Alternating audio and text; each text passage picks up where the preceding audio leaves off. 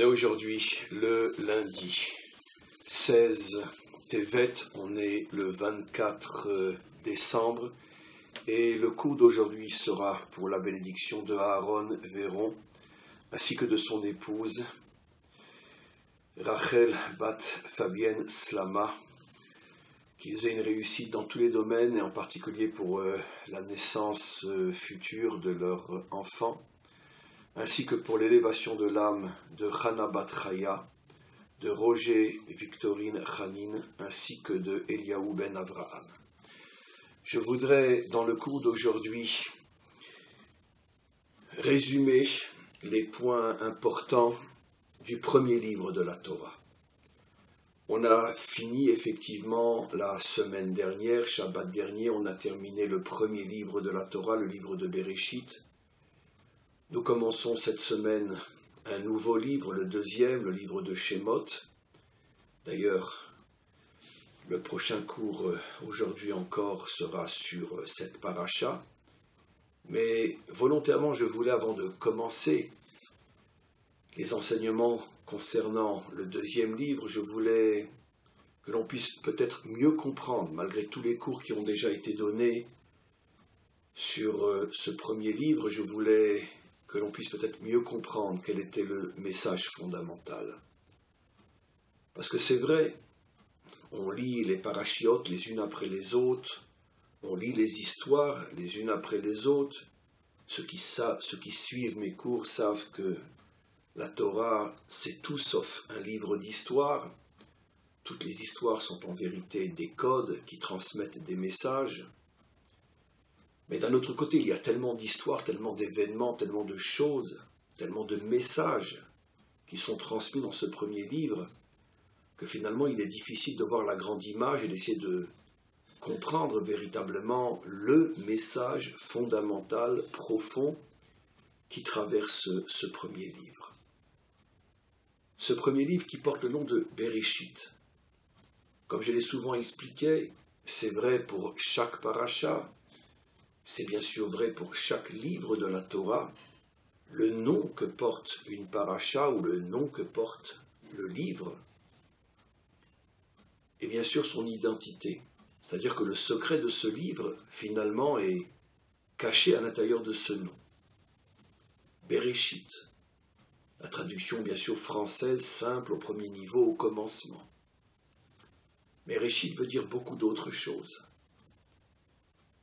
Réchit, par exemple, dans le verset qui dit « Réchit Chochma, Yirat Hashem ». Essayons de comprendre ensemble ce verset. Pour l'instant, apparemment, il n'y a pas de lien encore avec ce que je vais expliquer sur le résumé de ce premier livre de la Torah. Mais revenons sur ce verset. Réchit Chochma, Yirat Hashem. Le Réchit de la sagesse, de la véritable sagesse appelée Chochma, c'est Yirat Hashem. Traduction française, difficile, la crainte, ou plutôt le respect d'Hachem. Respecter Hachem, craindre Hachem, pas dans le sens craindre la punition, c'est pas du tout dans ce sens-là. Ce que l'on pourrait plutôt appeler une crainte révérentielle. C'est pour ça que j'ai traduit par le respect. Le respect, la crainte à l'égard d'Hachem est le réchit de la Chochma. Et donc, ici c'est difficile de traduire par le commencement de la Chochma. Parce que c'est clair qu'il s'agit d'autre chose. Ici, il est clair que l'intention est de dire que finalement, le summum, le point culminant de la chokhma, de la sagesse véritable, c'est d'arriver justement à cette crainte, à ce respect d'Hachem. Dit d'une autre manière, la partie la plus noble, la plus élevée de la sagesse est la crainte d'Hachem. Où voit-on ailleurs que cette traduction est la bonne, et donc ça n'a rien à voir avec le commencement, comme malheureusement toutes les traductions françaises. Dans d'autres versets, on appelle par exemple le prélèvement, lorsque on a récolté on doit prélever une partie de cette récolte pour la donner soit à un Lévi, soit à un Cohen. À l'époque du temple, bien sûr, aujourd'hui les choses sont un petit peu différentes. Mais quoi qu'il en soit, dans la Torah, on parle de réchit. Le prélèvement s'appelle réchit, c'est-à-dire la partie d'une certaine manière la plus haute, la plus élevée, celle que tu vas consacrer au Cohen, qui représente d'une certaine manière le lien entre l'ensemble du peuple juif et le maître du monde, la tribu des Kohanim, ceux qui justement sont dans le temple, dans le Beth Amikdash.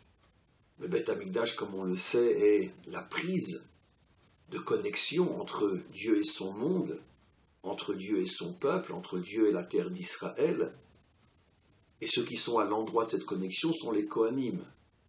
Donc c'est clair que leur fonction, justement, est d'assurer la bonne connexion entre Hachem et son monde, à travers la terre d'Israël et le peuple juif. Et donc lorsque l'on prélève et qu'on leur donne quelque chose, ce prélèvement est appelé réchit. Il ne s'agit bien sûr pas de commencement, mais encore une fois de prendre la partie de ma récolte et de la partie prélevée, lui donner une fonction, lui donner un rôle extrêmement élevé, beaucoup plus élevé que tout ce qui va être fait avec l'ensemble de la récolte, une partie vendue, une partie mangée, une partie transformée en aliment pour les animaux, etc., etc. La partie la plus élevée, c'est ce qu'on appelle donc le réchit. De même, quand un homme fait du pain chez lui à la maison, il prélève aussi une partie qu'on appelle la chala. Elle aussi sera donnée au Kohen, et cette partie, elle aussi s'appelle réchit. Et on pourrait rapporter d'autres exemples dans la Torah. La Torah elle-même est appelée réchit. Un verset le dit clairement, elle s'appelle réchit d'Arko. Traduction d'après le sens, elle est ce qu'il y a de plus haut, de plus élevé dans toutes les voies d'Hachem. C'est-à-dire que dans tout ce que fait Hachem dans ce monde et pour ce monde, ses actions, ou les actions les plus élevées, les plus fondamentales, sont celles qui sont liées à la Torah et à son dévoilement dans le monde. Ce qui veut dire qu'un juif, par exemple, qui s'occupe essentiellement d'étudier, de transmettre la Torah, il est au niveau de ce réchit. C'est-à-dire que de toutes les voies d'Hachem, de toutes les manières de servir Hachem, celui qui transmet la Torah est au niveau du réchit, la partie la plus élevée, la plus noble. De toutes les voies, c'est-à-dire de toutes les manières de servir Hachem dans ce monde. Donc voici différents exemples qui nous montrent que le mot réchit n'a strictement rien à voir avec la notion de commencement, mais la notion de réchit signifie quelque chose qui est prélevé, qui est élevé, qui est différencié d'un ensemble. Et je reviens sur cette dernière définition car c'est véritablement la plus importante. Et tout ce que j'ai dit jusqu'à présent, c'était pour en arriver à cette définition. Le réchit, encore une fois, c'est lorsque tu as un ensemble et que tu prends une partie, tu la différencies de l'ensemble et que cette partie va jouer un rôle fondamental, différent et infiniment plus élevé que toutes les autres parties de cet ensemble, la partie choisie s'appelle réchit. Et donc on comprend maintenant que le premier livre de la Torah s'appelle Réchit, Béréchit, ce qui signifie que le premier livre de la Torah va surtout mettre en évidence la séparation de ce qui va devenir la partie la plus élevée, la plus fondamentale. Avant cette partie, avant d'être prélevée, avant de devenir un réchit, elle était noyée ou indifférenciée dans un ensemble, et voici que cette partie va apparaître. Et elle va donc, en étant prélevée de cet ensemble, à l'intérieur duquel elle n'avait aucune identité précise, cette partie maintenant va être prélevée, elle va être élevée, et elle va avoir une identité, un rôle particulier, infiniment plus important, infiniment plus élevé que toutes les autres parties de cet ensemble qui n'ont pas été prélevées. Voilà le sens fondamental du Sefer Bereshit, du premier livre, de nous montrer comment le maître du monde s'occupe et se préoccupe d'extraire de cet ensemble informe, sans identité, de prélever la partie qui va jouer le rôle fondamental dans l'histoire, et bien évidemment et surtout dans la réparation du monde. Alors pourquoi je parle de réparation du monde? Parce que bien évidemment, on va revenir sur un enseignement connu, mais qu'il est bon, dans le résumé que je fais aujourd'hui, de reprendre, de recomprendre, d'approfondir peut-être. C'est que toute l'histoire démarre véritablement à partir de la faute de Adam. Et comme je l'ai expliqué, la faute de Adam, c'est essentiellement quelque chose qui a amené la confusion, un mélange à l'intérieur des valeurs, à l'intérieur des forces, des énergies de ce monde. Tout est mélangé, et c'est la raison pour laquelle cet arbre s'appelle l'arbre de la connaissance du bien et du mal, Tov Vera. D'après les maîtres d'Israël, qu'est-ce que peut signifier la connaissance du bien et du mal?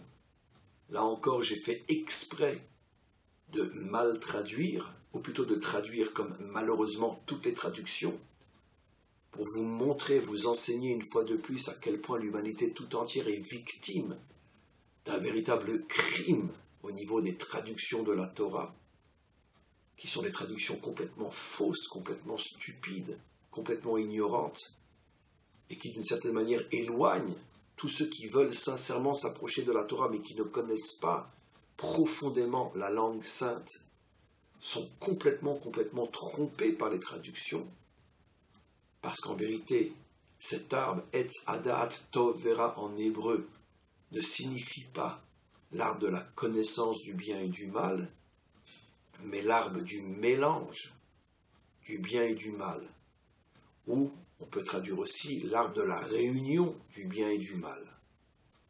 Parce que le mot da'at ne veut absolument pas dire connaissance, le mot da'at veut dire réunir, mettre ensemble des choses qui étaient différentes.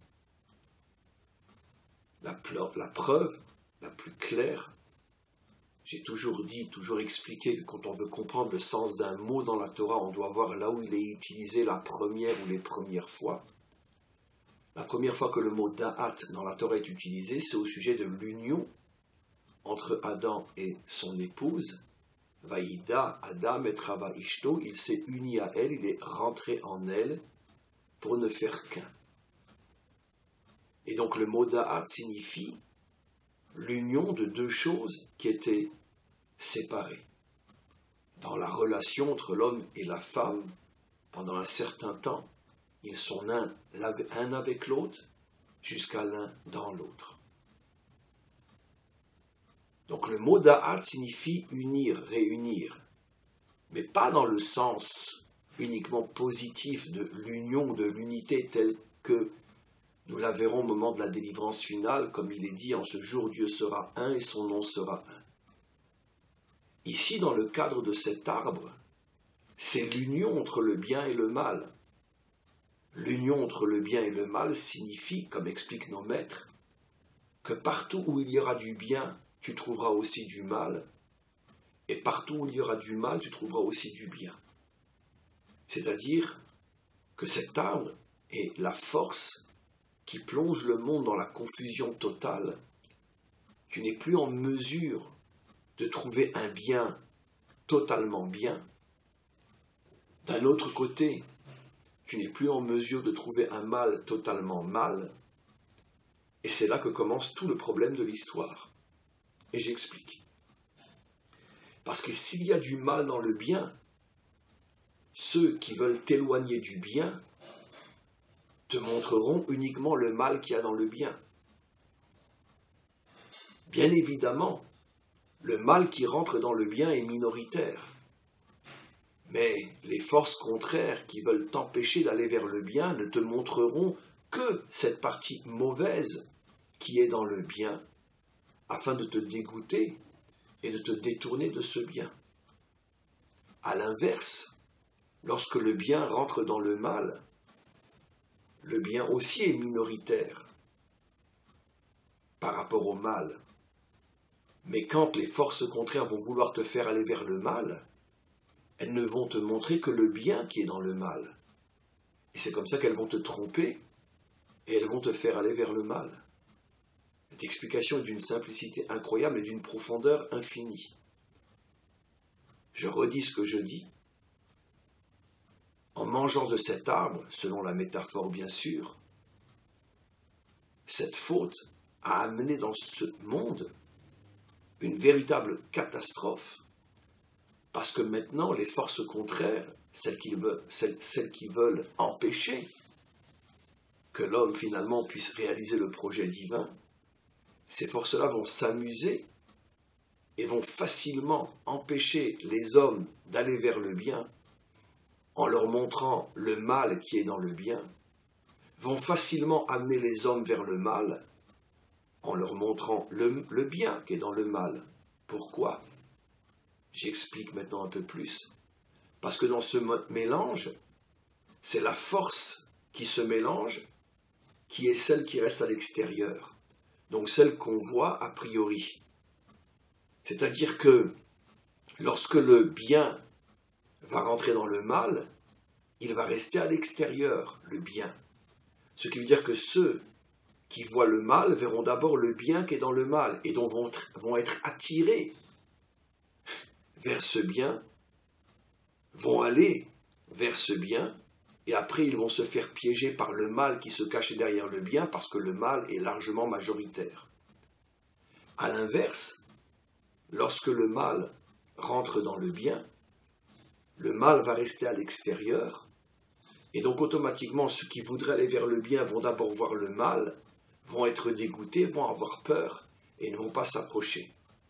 Et donc puisque les forces du mélange restent à l'extérieur, on comprend donc très facilement maintenant que la majorité des hommes vont aller vers le mal, parce qu'au départ ils ne voient que le bien. La majorité des hommes ne vont pas aller vers le bien, parce qu'au départ ils ne voient que le mal. Voilà, d'une manière extrêmement simple, mais d'une profondeur incroyable, ce qu'a été la faute de Adam Arishon. Et c'est comme ça que va commencer toute l'histoire. Et toute l'histoire tourne autour de ce problème fondamental, c'est que plus personne ne sait où est le bien et le mal, parce que tout est mélangé d'une telle manière que finalement, on aura tendance à aller plus vers le mal en se faisant rouler par son bien, que d'aller vers le bien parce qu'on est repoussé par son mal. Je saute une étape énorme, je l'avais suggéré dans un cours récemment. Dans le peuple juif, par exemple, les forces contraires qui veulent diaboliser, qui veulent anéantir, qui veulent salir le peuple juif, vont se servir de cette minorité de juifs qui sont effectivement très problématiques, et c'est eux qu'on va montrer du doigt, en faisant croire à l'humanité tout entière que tous les juifs sont comme eux, alors qu'ils ne représentent même pas 0,00000000000, et on peut continuer. Dans chaque génération, il y a dans notre peuple 4, 5, 10, 20, 30, 100, peu importe, personnages très problématiques, mais les antisémites vont se servir de ces personnages-là pour diaboliser, pour salir tout le peuple juif et empêcher l'humanité de se rendre compte qu'au-delà de ces quelques personnages qui ne sont là que pour empêcher les gens de voir clair, et donc les priver de tout ce que le peuple juif peut apporter au monde, et donc la grande majorité va rester coincée sur cette image extérieure du mal qui est dans le bien, et c'est comme ça que depuis des millénaires, la grande majorité des hommes et des femmes restent éloignés du peuple juif, parce que les antisémites savent mettre le doigt et faire voir à l'humanité tout entière où se trouve le mal chez nous, pour décourager l'humanité tout entière de s'approcher de nous. Il est vrai que les choses changent aujourd'hui radicalement, grâce à Internet, grâce à tout ce qui permet aujourd'hui une diffusion partout dans le monde, qui fait que de toute façon, le bien commence à prendre le dessus sur le mal, et les nations se rendent compte qu'elles ont été roulées et qu'on leur a menti pendant des siècles et des millénaires. Mais malgré tout, la route est encore très très longue, parce que dans la conscience, dans le subconscient des nations, le peuple juif a tellement été diabolisé à cause de ces quelques dizaines ou quelques centaines de personnages problématiques que finalement c'est dur de nettoyer et de remettre à l'endroit des consciences qui sont, on pourrait dire, faussement abîmées, je parle de celles des nations, depuis des siècles et depuis des millénaires. J'ai pris l'exemple du peuple juif parce que c'est sur notre peuple que les forces contraires s'acharnent à utiliser le principe que je viens d'expliquer, parce que justement les forces contraires savent que si les nations se rendent compte de ce qu'est véritablement le peuple juif et de cette très grande majorité de biens qu'il y a en lui par rapport au mal, les nations vont se connecter à Israël et ça va être le tikkun du monde, ça va être la réparation du monde. Et donc c'est pour ça que les forces contraires mettent le paquet sur le mal qui se trouve à l'intérieur du peuple juif, pour empêcher les nations de se connecter à ce peuple, parce que ces forces contraires savent que le jour où les nations enfin comprennent ce qu'est Israël, à ce moment-là, c'est la fin des forces contraires.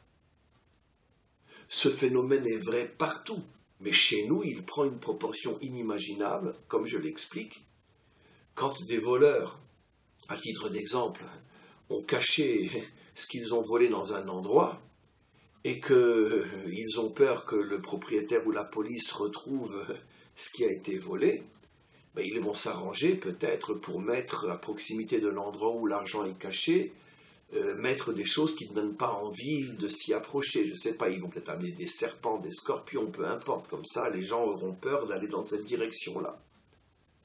Et comme ça, ils ne trouveront pas finalement ce dont ils ont besoin. C'est exactement ce que l'antisémitisme fait depuis des millénaires avec le peuple juif. Ils cherchent les quelques serpents ou quelques scorpions qui sont en nous, ils les mettent entre nous et les nations, de manière à ce que les nations ne puissent pas découvrir le trésor qui se cache à l'intérieur du peuple juif. Et c'est comme ça que le monde fonctionne depuis des millénaires. Cet exemple est extraordinairement juste, mais ce n'est qu'un exemple par rapport à toutes les autres situations dans lesquelles finalement on se retrouve aujourd'hui. Et à l'inverse, lorsqu'on veut amener le monde vers le mal, on va mettre uniquement en évidence le bien, on va parler des grandes valeurs, des grands principes, etc. Mais tout ça dans le but de faire tomber l'humanité dans une déchéance totale. On le sait aujourd'hui, tout ce que le monde libéral occidental a apporté comme libération des valeurs sans limite, il est interdit d'interdire. C'est vrai que ce principe, il est interdit d'interdire en soi à quelque chose de juste. C'est vrai que la liberté d'aimer, la liberté d'être et de parler à quelque chose de juste, mais l'idéologie occidentale présente ces idées uniquement dans le but de perdre l'humanité, de la faire tomber dans un abîme de déchéance totale, et c'est malheureusement ce à quoi on assiste aujourd'hui. Donc on a bien compris ce qui s'est passé avec la faute de Adam Arishon. Alors maintenant, on va comprendre que tout le livre de Bereshit, finalement, va être le travail d'Hachem de son côté, et des hommes de leur côté, de refaire le tri à l'intérieur de cette pagaille, à l'intérieur de ce mélange. Et c'est justement ça le réchit, de prendre à l'intérieur de ce mélange les bonnes parties que l'on va mettre en évidence, que l'on va élever, parce que c'est ces parties récupérées et sauvées qui vont pouvoir sauver le monde. Dans le premier livre de la Torah, on n'est qu'au début de cette séparation entre le bien et le mal, mais c'est le principe fondamental de ce premier livre de la Torah, et c'est exactement ce à quoi on assiste pratiquement dans chaque paracha. Le tri entre Caïn et Avel, le tri, après je vais très vite, mais chaque chose devrait être approfondie, mais donc le tri entre Caïn et Avel. Après, quand à la fin de la première paracha on nous parle donc de toute la généalogie de tous ceux qui sont nés, etc., et qui ont eu des fils et des filles dont on ne connaît même pas les noms et dont on ne sait même pas ce qu'ils sont devenus, mais on voit qu'il y a une lignée qui est choisie, dont on donne le nom pour arriver à Noach. Noach va être celui qui va être trié, le Réchit donc, il est trié, lui et sa famille, par rapport à toute l'humanité qui va disparaître. Après, il va y avoir un nouveau tri à l'intérieur de Noach, je vais très vite bien sûr, ça va être Shem. Parce que Yafet et Ham, bon, ils sont cités, mais bon, il y a la dispersion avec la tour de Babel, et puis bon, on ne parlera plus vraiment de Yafet pratiquement plus dans toute la Torah, et de Ham, on en reparlera uniquement à cause de Canaan et de Mitzrayim, qui sont des descendants de Ham. Mais celui qui est vraiment trié dans le sens de Réchit, ça va être Shem. Et de Shem va sortir Abraham. Mais d'Abraham, il va y avoir à nouveau un problème. Il va falloir faire un nouveau tri. Parce que d'Abraham va sortir Yitzhak, mais va aussi sortir Ishmaël. Donc un nouveau tri. C'est Yitzhak qui est choisi, qui devient le Réchit. Mais à nouveau, à l'intérieur de Yitzhak, il va y avoir un nouveau problème. C'est que de Yitzhak sort Esav et sort Yaakov. À nouveau, à l'intérieur de Yitzhak, un nouveau tri. C'est Yaakov qui va devenir le Réchit et Esav qui est repoussé. À l'intérieur de Yaakov, il y aura à nouveau un problème, qui est celui qui est parmi les enfants, celui qui va servir de modèle pour les autres, qui va être le Réchit des autres. Et là, on est dans une confusion totale. Yehuda dit « c'est moi », Yosef dit « c'est moi ». Et à nouveau la dispute. Et on assiste aussi, parallèlement à tout ce que j'ai expliqué, aussi une autre sorte de choix, de tri qui est fait à l'intérieur des générations par rapport au Bechor, par rapport à l'aîné. Normalement, le Bechor devrait être celui qui naît biologiquement le premier, mais on verra que tout le temps, Hachem fait un autre choix, donc un autre tri. Il décide que son Réchit, que son Bechor, sera toujours le cadet. Comme dans, entre autres, la parcha qui termine la Torah, où Yosef présente ses deux fils devant son père Yaakov pour qu'il les bénisse. L'aîné Ménaché, le cadet Éphraïm, et à nouveau, Yaakov décide de donner la Bechora au cadet, à Éphraïm. Il met sa main droite sur la tête du cadet et non sur la tête du Bechor biologique, de l'aîné biologique. Donc on voit que finalement, toute l'histoire du Sefer Bereshit, c'est uniquement des tris et des tris et des tris et des tris et des tris. Et finalement, ça continue. Parce que la véritable raison profonde pour laquelle les 12 tribus d'Israël, qui sont composées de 70 personnes au départ, descendent en Égypte, la véritable raison profonde, c'est pour qu'il y ait un nouveau tri à l'intérieur du peuple juif. Puisque finalement 80% de tous ceux qui vont naître en exil à partir de ce peuple vont rester et disparaître en Égypte, seulement 20% va sortir et devenir le peuple juif. Ce qui veut dire qu'il fallait à l'intérieur du peuple juif un nouveau tri absolument incroyable, au point que 80% va disparaître et seulement 20% va devenir Israël. Donc finalement, tout le livre de Bereshit, qui se termine par la descente en Égypte, est là pour nous faire comprendre que toute l'histoire humaine tourne autour de ce devoir de trier, de faire sortir, d'extraire, de faire apparaître le bon de l'intérieur du mal, et que tout le travail des forces contraires, c'est de tout faire pour préserver non seulement le mélange et la confusion, mais pour créer dans chaque génération de nouveaux mélanges, de nouvelles confusions, Et tout ça dans le but d'empêcher le bien d'agir dans son devoir et sa mission de réparer le monde. Alors quel est le message, bien sûr, à titre personnel, puisque c'est le grand message de la Torah? À titre personnel, on comprend que le message clair est que dans notre vie aussi, notre véritable mission est finalement de mettre du clair dans notre vie, de mettre de la lumière, de la clarté dans notre vie, et de ne pas se contenter de vivre dans un mélange idéologique, et que finalement, chaque chose que je pense, que je dis, que je fais, doit être triée de manière à repousser le mal, à extraire le bien, parce que jusqu'à la délivrance finale, jusqu'à la venue du Mashiach, tout est mélangé. Il y a du mal dans les justes, il y a du bien dans les méchants, comme je l'expliquais, et tout est mélangé. C'est aussi, comme je l'ai expliqué de nombreuses fois, le grand secret de la conversion. Des milliers, des centaines de milliers d'âmes juives qui se sont perdues et sont tombées chez les nations. Et donc la conversion, c'est un tri, c'est un réchit. C'est une âme qui est extraite de l'ensemble dans lequel elle se trouvait et elle avait perdu dans cet ensemble son identité. Et justement, la conversion, c'est une extraction, un réchit pour qu'elle retrouve son identité. Et maintenant, je dirais, et c'est très important, qu'en vérité, le mal qui se trouve dans le peuple juif, c'est le même phénomène, mais à l'inverse, le mal dont se servent les antisémites ou les forces contraires pour diaboliser Israël. Ce ne sont pas des âmes juives. Ce sont en vérité des âmes, je ne veux pas dire non plus non-juifs, parce que ce n'est pas le bien d'un côté, le mal de l'autre, qu'à Dieu ne plaise.